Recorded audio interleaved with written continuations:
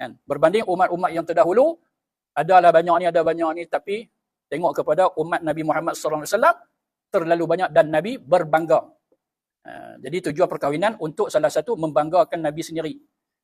Tapi sebab kita nak membanggakan Nabi kerana kita dapat melahirkan zuriat. Kalau boleh, berapa banyak yang kita mampu silakan. Sebab Nabi seronok. Nabi seronok. Kan? Untuk apa? Untuk lihat akhirat besok dengan jumlah umat dia yang ramai.